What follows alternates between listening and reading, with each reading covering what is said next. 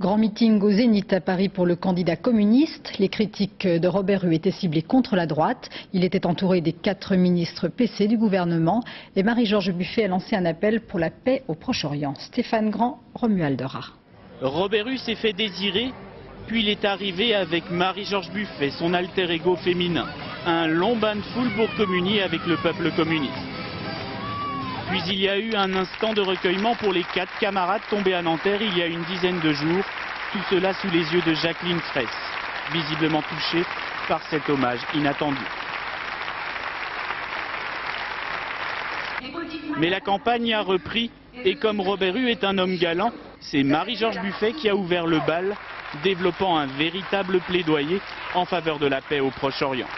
Il faut obtenir le retrait immédiat des troupes israéliennes des territoires occupés.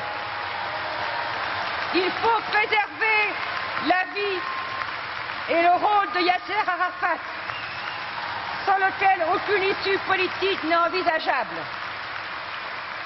Il faut envoyer d'urgence sur place une force internationale d'interposition. Oui, il y a urgence. Il faut sauver Arafat et le peuple palestinien, il faut sauver. Il faut sauver Israël de Sharon, il faut sauver la paix. Une petite pause jazzy, puis le candidat communiste est lui aussi monté au créneau. Et Robert Rue n'a pas fait dans le détail.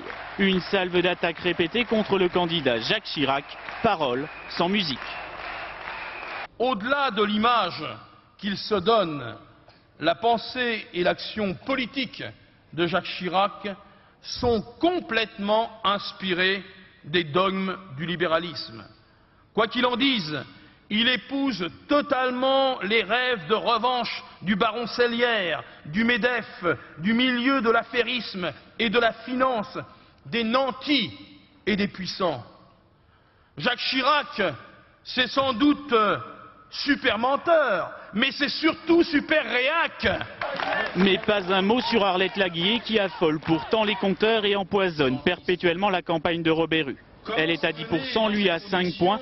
Robert Rue le sait et espère secrètement combler son retard.